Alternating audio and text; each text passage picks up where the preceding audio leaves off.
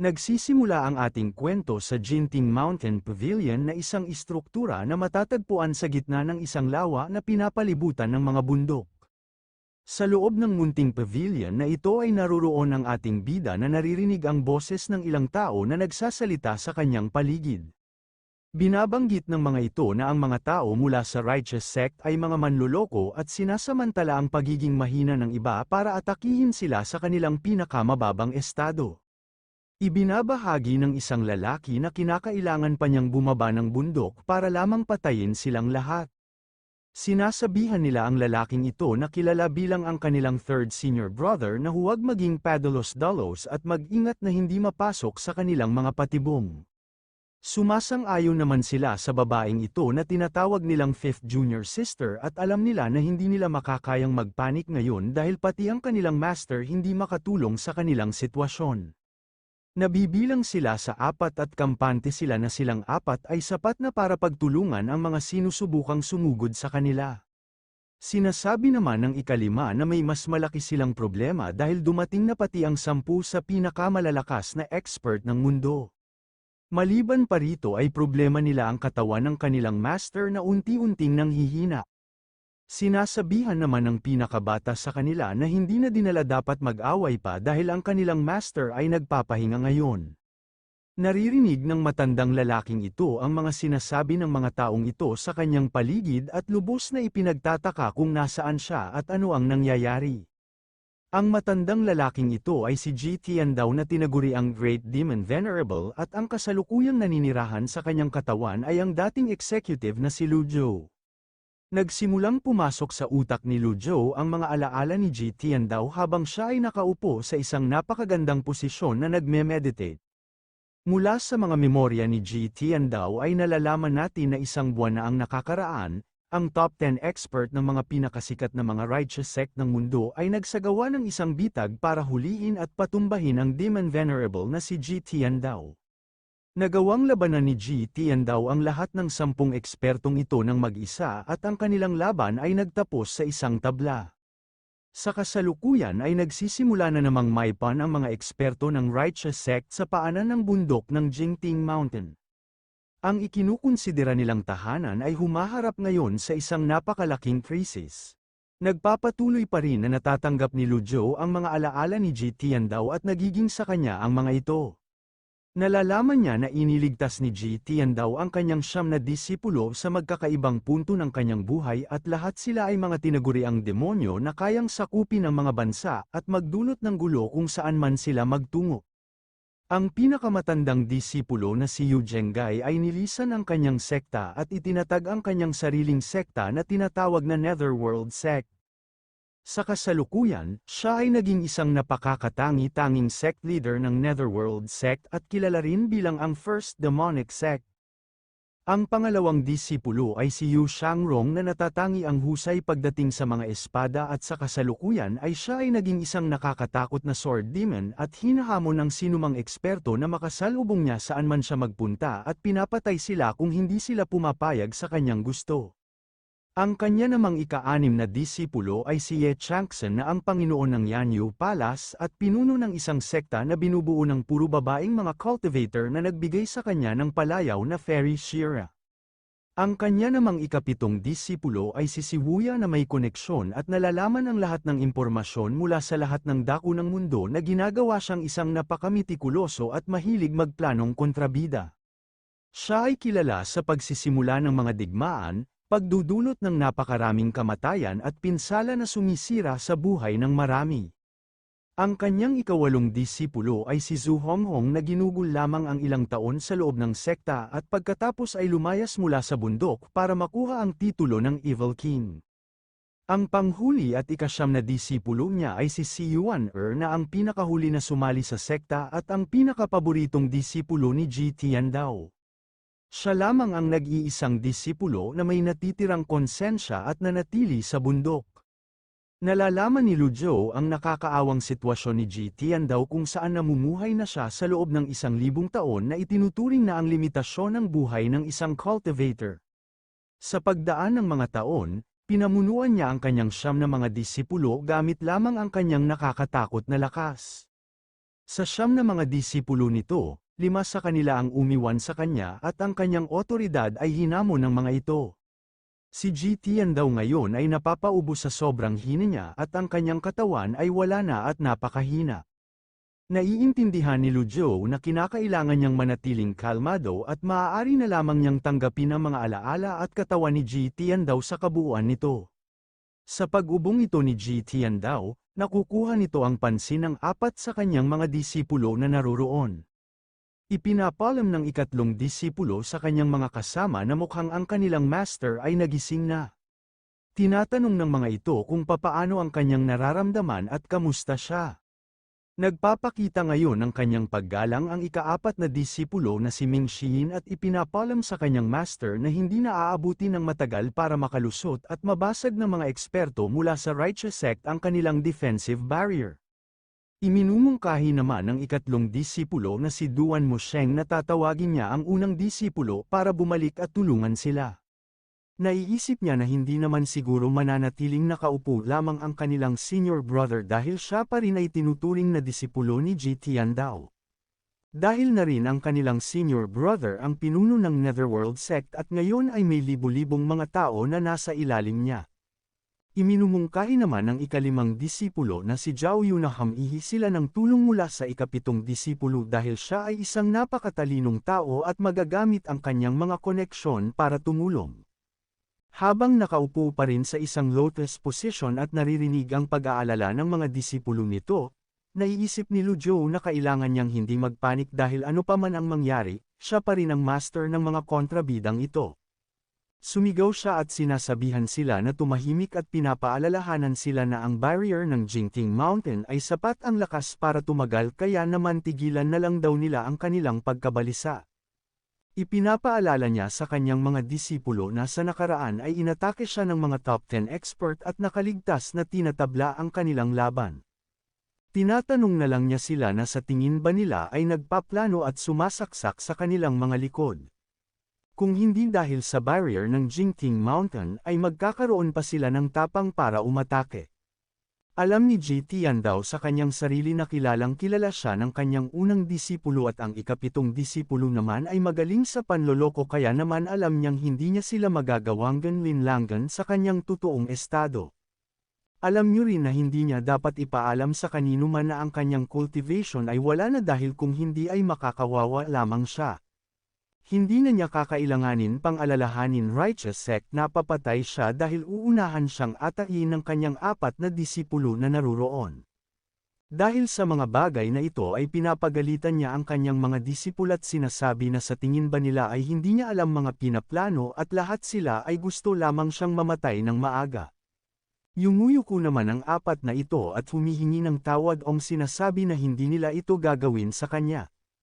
Pinagsasabihan sila ni Tian daw na lahat sila ay mga expert na nasa Divine Court Realm at baka sa ilang taon ay magagawa na nilang makapasok sa Nascent Soul Tribulation Realm kagaya ng kanilang una at pangalawang senior brother. Sa tingin ba nila na bilang kanilang master ay magagawa pa rin niya silang makontrol kapag naabot na nila ito? Sabay-sabay namang sinabi ng mga disipulong ito na itinuturing na nilang kanilang parang ama si Tian daw kaya naman kahit nabigyan pa sila ng 10 beses ng lakas ng loob ay hindi nila siya magagawang pagtaksilan. Ipinapalam naman na ngayon ni Tian daw sa kanyang mga disipulo na maaari na silang lumayas at ang kanilang master ngayon sariling plano para talunin ang kanilang mga kalaban. Mabilis namang sinunod ng 4 na ito ang utos ng kanilang master at lumilipad paalis sa kanyang nilulugaran. Matapos na umalis ang kanyang 4 na disipulo ay napapabuntong hininga si Tian daw dahil sa wakas ay umalis na ang mga disipulong ito. Minumura niya sa kanyang isipan ang dating nagmamay-ari ng katawan dahil papaano nagawang iwan ng orihinal na Tian daw ang kanyang napakaraming problema sa isang ordinaryong manggagawa lamang para linisan ang kanyang mga gulo. Pero wala na siyang magagawa tungkol dito dahil may mga problema na sa loob at labas ng kanyang sekta kasali na ang kanyang matandang katawan na nahihirapan ng gumalaw. Sa labas ng kanilang barrier walang tigil ang mga eksperto sa kanilang pag-atake at pagpapahina sa barrier. Sari-saring mga atake ang pinapaulan mula sa mga nagmula sa Righteous Sect. Habang nagkakaproblema si Ji Tiandao sa kung ano ang kanyang gagawin, biglang lumabas ang system na agad namang nakilala ni Ji Tiandao bilang ang kanyang cheat na makakatulong para bigyang solusyon ang napakaraming problema na kinakaharap niya. Ipinapalam sa kanya ng system na nagawa niyang makumplito ang task na pinangalanang Take 1,000 Years na tinatapos ang inheritance task. Dahil sa pagkumpleto nito ay opisyal nang binubuksan ang merit system para kay Ji Tiandao. Sari-saring mga interface ang lumabas sa kanyang harapan. Nalalaman niya ang cultivation technique ng dating Ji Tiandao ay ang 9 layers quenched body kung saan mayroon din siyang negative 100,000 merit points at may natitira na lamang na 3 araw para mabuhay.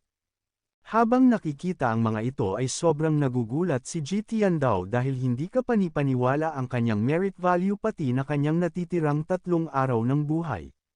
Nagsimulang isaayos ng system ang sarili nito at tinitignan muli kung sino ang nagmamay-ari ng katawan. Isinasaayos na ang pagkakamali at pinapalitan na si Ji Tiandao ni Lu Zhou bilang may-ari ng system. Binibigyan siya ng system ng isang bagong task para sa main quest na talunan ang mga kalaban at ang pagkumpleto nito ay ang magsasaayos sa kanyang katawan at pagtatanggal ng napakalaking bawas na ito sa kanyang merit point at gagawin itong 0 ulit. Nababasa rin ng system na ang host ay napakahina at para dito ay bibigyan siya ng isang newbie gift pack na tinatanong siya kung gusto niyo bang buksan ito.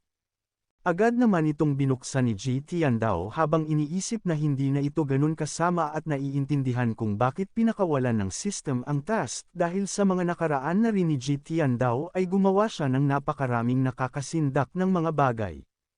Mukhang ang system naman na ibinigay sa kanya ay may awa at alam na ang kanyang tumatandang katawan ay hindi sapat na kaya naman binigyan pa siya ng isang newbie gift pack.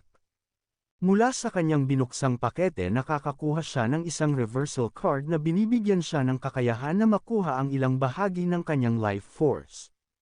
Nasasayangan na lang si Ji Tiandao dahil ang cultivation niya ay wala na pero kahit na ang kanyang katawan ay napakatanda na ay taglay pa rin ito ang lakas ng isang quenched body.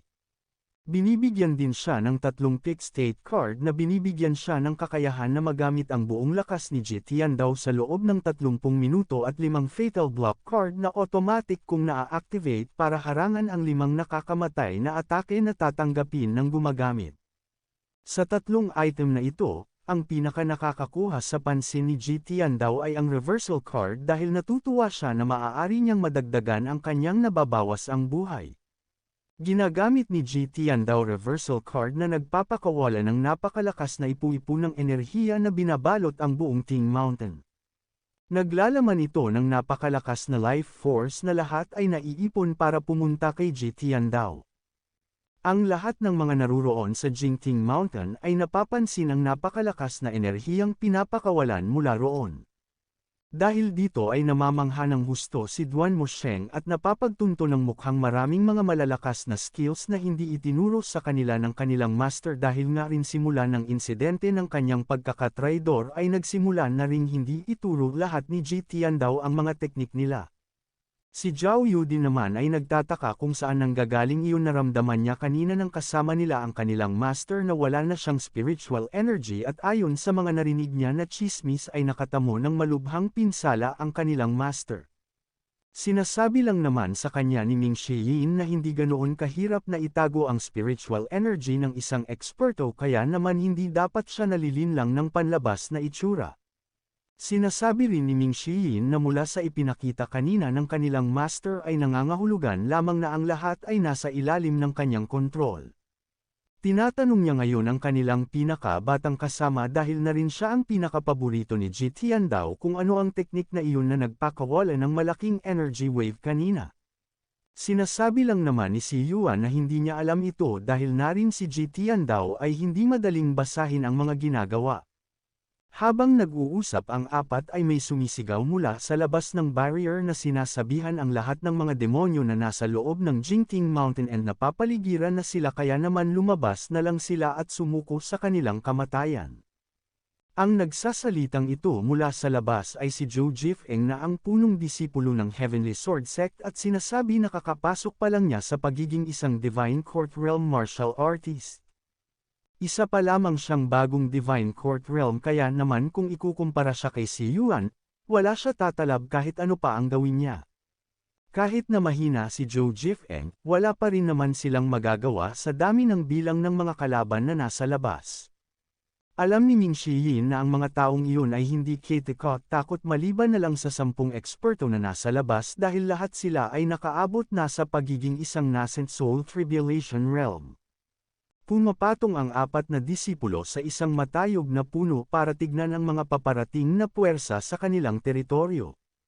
Nagkokomento na lang si Duan Mosheng na mukhang hindi sila makakaasa sa kanilang pinakamatandang kapatid at ang tanging natitira nilang pag-asa ay ang kanilang master na inaasahan nila na may plano para paalisin silang lahat. Nagmumungkahi naman na ngayon si Ming Shiyin na kung gugustuhin nilang 4 na tumakas ay walang sino man na makakapigil sa kanila. Nang marinig ito ay nagtataka na lang si Yuan sa napaka-traidor na sinabi ng kanyang kapatid. Sinasabi naman ni Duan Mosheng na hindi pa siya maaaring makaalis dahil hindi pa ibinibigay ni Ji Tiandao ang kanyang armas. Tinatanong naman siya ni Zhao Yu kung ang piraso ng metal ba na iyon mas mahalaga sa kanyang buhay. Hindi naman makapaniwala ang kanilang bunso sa sinasabi ng kanyang mga kapatid at hindi ba raw nila naisip na samahan ang kanilang master na makipaglaban sa mga gusto silang pasukin. Ipinapaliwanag niya na nagsipag ang kanilang master na turuan sila ng kanilang mga teknik kaya naman papaano nila nagagawa ng isipin na iwan na lang siya sa panahon ng krisis na ito. Pinapaliwanag naman sa kanya ni Zhao Yu na dahil kakapasok pa lang niya sa kanilang sekta ay hindi pa niya alam ang napakaraming bagay lalo na tungkol sa kanilang master. Dagdag pa ni Ming Shiyin na kahit na tinuruan sila kanilang master ng mga teknik ay malaki rin ang dinanas nila mula sa kanya. Sumagot naman si Yuan na sinasabi na dahil naman daw sa mga ginawa ng kanilang master ay lumakas sila. Ipinagpatuloy namang ipaliwanag sa kanya ni Ming Shiyin na masyado siyang walang alam at kung titignan niya kung gaano kinamumuhian ang kanilang sekta reputasyon ng tinatawag na Nine Great Demons ay malalaman na niya kung anong klase ng master ang meron ang mga demonyong ito. Kahit na ganito man ay hindi raw ito isang rason para traidorin nila ang kanilang master. Naglalakad na palayo ang 4 habang ang barrier pa rin ng Jingting Mountain ay inaatake ng napakaraming eksperto. Habang nagkagugulo na ang lahat sa kanyang paligid, patuloy naman si Ji Tiandao sa kanyang pagsasaayos ng kanyang nasisirang katawan at habang ginagawa ito ay naaalala niya ang kanyang nakaraang buhay kung saan ay hindi pa niya nararanasan ang ganoon kahirap na paggalaw dahil na rin siguro sa katandaan ng katawan na kinaroroonan niya. Buti na lamang at meron ang reversal card na pinataas ang kanyang natitirang buhay na naging 313 na araw. Nagsimula na rin yung tignan ang mga maaaring ibigay sa kanya ng system. Sa mall ng system ay maaari niyang mabili ang mga skill, mga armas sari-saring mga experience cards kasama na rito ang reversal card kaya naman ibig sabihin lang na maaari niyang bilhin ito para pahabain pa ang kanyang buhay. Mula sa itaas nila ay pinapakawalan na ang mga malalaking mga pag-atake patungo sa barrier. Nang makita ito ay napapaisip na lang si Ji Tiandao kung nauubusan na ba ng pasensya ang mga nasa labas. Habang nakikita kung paano natatagalan ang barrier ang mga atake, naiintindihan ni Ji Tiandao kung gaano kalakas ang Jingting Mountain at pati ang mga eksperto na nasa nascent soul tribulation realm nahihirapang makapasok sa kanilang teritoryo. Sa kanyang panunood, biglang dumating ang kanyang 4 na disipulo at pilit na kinukuha ang kanyang pansin. Agad namang napapansin ni Yuan na mukhang ang kanyang master ay nagmumukhang mas bata kung ikukumpara sa nakita nila kanina lang. Tinatawag ngayon ni Ji Tiandao si Yuan na pumunta sa kanyang tabi na kaagad namang sinunod ng kanyang pinakabatang disipulo. Pinupuri niya si Yuan dahil sa pagiging puro nito at napakabait. Habang nakikita niya si Yuan ay pumapasok sa kanya ang mga alaala at hindi inaasahan ng demonyong ito ay may mabait na panig sa kanya pagdating kay Yuan.